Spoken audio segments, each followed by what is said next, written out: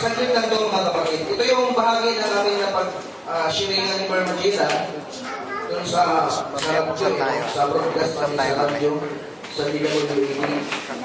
So,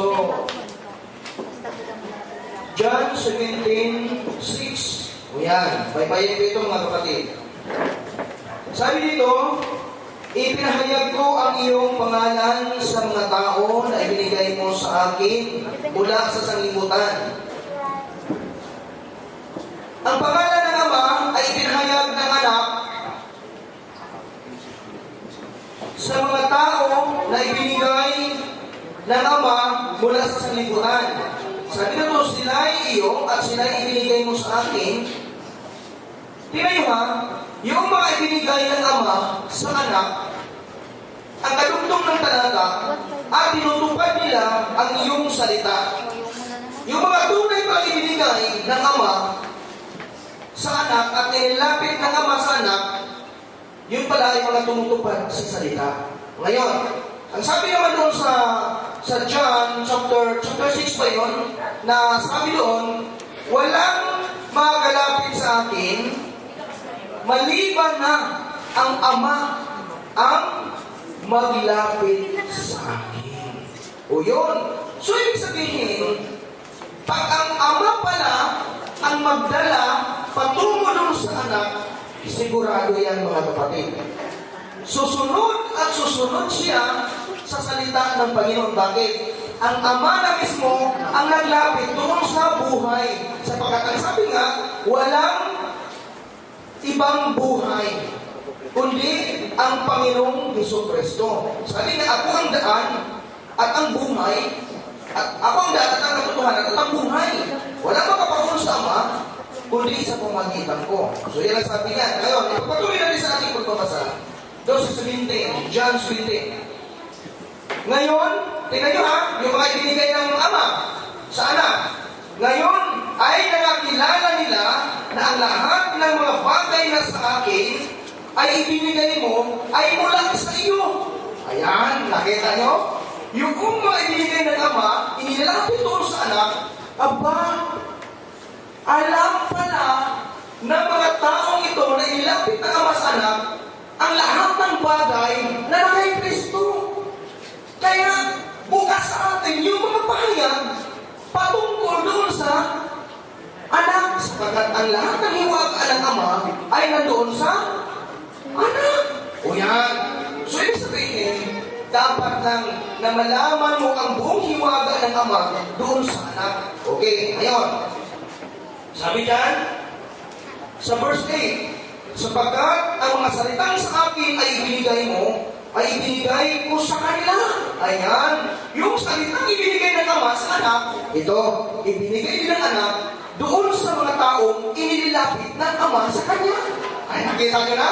At I'm sure, pag ang Panginoon Jesus Cristo magbigay sa iyo, imposible hindi mo malaman yung mga hiwaga. O nakita nyo mga kapatid? Ay, mamadalain ko na. Ang sabi dyan, sapagkat ang mga salitang aking ibinigay, salitang akin ay ibinigay mo sa kanila. At kanilang tinanggap. At nakakilala nilang tunay na nagbubuhat ako sa iyo at nagsipaniwalang ikaw ang nagsugo sa akin. Ayan. Ito ha, verse 9. Idinalangin ko sila. Sino? Sabi nito, hindi ang sanglibutan ang idinalangin ko, kundi yaong mga, ano daw? Yaong mga, saan ba yun? Kundi yaong mga sa akin ay ibinigay mo sapagkat sila ay iyo. Ang idinalangin ni Kristo, hindi ang sanlibutan. Bakit? Hindi niya na kailangan idalangin ang sanlibutan. Sa reflection nga, hindi na kailangan sukatin yung nasa labas eh. O nakita niyo ba? Kasi ang sanlibutan ito, wawa sa akin ito. O saan doon ang pinahalagaan? Yung mga inilapit ng Ama doon sa Anak, sapagkat yun ay sa Kanya. Okay. Yun ang kanyang, yun ang mga sasalubong sa kanyang pagparitos. Yan kami. Sa verse 9, at ang lahat ng mga bagay na ang lahat ng mga bagay ay iyo. At ang mga iyo ay akin. At ako'y lumulahati sa kanila. Sa verse 11, at wala ako sa kalibutan. Tingnan nyo ha. Tingnan nyo ang panalangin ng Panginoon Kristo doon sa mga tunay na ilapit ng Ama sa anak. Tingnan niyo ang panalangin niya, ha? Tingnan niyo. Gaano tayo kaswerte kung inilapit tayo ng Ama doon sa anak? Gaano tayo kaswerte? Mismo ang Panginoon Jesus Cristo na ang nananalangin sa atin sa Ama. O, nakita niyo na? Tingnan niyo, ha?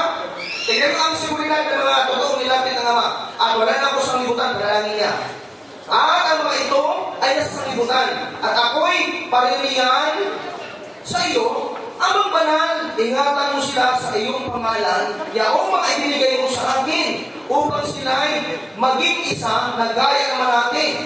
Okay? Itanong mo na lang sa verse 14. Sabi dito, ibinigay mo sa kanila ang iyong salita, at kinapuputan sila ng sanglibutan, sapagat hindi sila taga-sanglibutan. Natural lang pala, nakapuputan tayo ng sanglibutan. Bakit? Si Kristo hindi taga-sanglibutan, kinapuputan siya. Kung ikaw din hindi taga-sanglibutan, natural lang nakapuputan ka. So, gagana dyan ang pagiging tiriyan, yung humble. Kahit aliwahin ka na, magpakumbaba ka pa rin. Okay? Ngayon, kasi hindi ka taga-sanglibutan. Gaya ko naman na hindi taga-sanglibutan. Verse 15. Hindi ko ininalangin na alisin mo sila sa sanlibutan. Take note, mga kapatid. Hindi ko ininalangin na alisin mo sila sa sanlibutan. Tingnan nyo ha, ang mga Kristyano ngayon. Ang daming problema. Gusto ko nang pumanaw, pumaroon sa iyo, Panginoon, kasi ang daming problema sa mundo ito. Gusto ko pumarito ka na, Panginoon. Selfish ka naman pala. Ang Paisos Kristo nagsabi, hindi ko ininalangin na alisin mo sila sa sanlibutan. Inilagay tayo dito sa sanlibutan ito sapagat ang buong sansilupog ito, ito yung pinaka-training ground ng bawat isa sa atin kung paano tayo magtagumpay sa lahat ng mga pagsubok, suliranin, susugin natin. Okay. Dito ko natapos. Hindi ko na lang masyadong mabagot kasi susundanin ang kasunod automatic. Alam niyo ba, napakaganda ang panalangin ng Jesus Cristo para sa ating mga inilapit ng Ama sa anak. Tingnan niyo ha? Alam niyo ba, si Apostol Judas, sabihin na natin, nung hindi pa sa Judas, si Judas Iscariote, alam niyo ba, hindi na siya na ipanalangin ng Jesus Cristo dahil alam at nakita ng Jesus Cristo na siya talaga ay mahulog talaga. Mawala talaga siya. At ito, may ipapakita ako sa ibang definition. Tingnan nyo, buklatin natin ang Lucas. Luke 22. Okay, Luke 22 verse 21. Ipapakita ko sa inyo ang diferensya kay Judas at saka kay Simon Pedro. Ito ha? Tingnan nyo ang panalangin ng Jesus Cristo sa mga tunay na pinili. Okay. Alam nyo, nakita ni Jesus Christ si Judas si mahulog. Ang kaibahan kay Apostol Pedro, basahin natin ang talata. Dito ko, iiwanan ko sa inyo. Sabi ni Jesus Christ, Simon, Simon, narito. 22 verse 31. Luke chapter 22 verse 31. Sabi niya, Simon, Simon, sabi ni Jesus Christ, narito, hiningi ka ni Satanas. Wow! Tandaan natin ito, kung ikaw ay kapahagi at ikaw yung inilapit ng Ama sa anak, huwag mong isapay na isipan na ikaw ay dadanas dito. Na ang isang tunay na inilapit ng Ama sa anak, hinihiling ito ni Satanas na maliglig na ngayon dito. Tignan nyo ha? Simon, Simon, narito, hiningi ka ni Satanas upang ikaw ay maliglig yung gaya ng trigo. Alam niyo ba ang karugtong na sinabi ng Jesus Cristo? Ito ang kagandahan kung sa mga tunay na ibinigay ng Ama sa anak. Ito na ha? Ano ang karugtong niya? Naalala niyo yung binasa natin doon sa John 17 na maganda yung panalangin ng Jesus Cristo sa ating mga ibinigay sa anak. Tignan niyo, ang karugtong, verse 32. Datapwa, ikaw ay ipinamanhig ko. Kanino? Sa Ama. Ito na ha? Na huwag magkulang ang iyong pananampalataya na ipanalangin ba sa Ama o hindi. Yun ang kaibahan Si Pedro na ipanalangin, kaya nung dumating sa kanya ang matinding pagsubok sa kanya, hindi siya natuluyan. Si Judas, ang kaibahan, hindi siya na ipanalangin at hindi siya na pwede ipanalangin kasi nakita na talaga ang kanyang pagkahulog. Dire-diretso bulosong si Judas. Bakit? Walang protection. Nakita nyo na? Yan yun mga kapatid. Yun ang kaibahan kay Pedro. Tapusin mo lang. Okay? At ikaw, kung makagbalik ka ng muli, ay pagtibayin mo ang iyong mga kapatid. O yun yun. O Pastor Dani, ikaw na. Ikaw na kasunod. Hindi, wala kasi. Si Pastor Dani, babayan lang.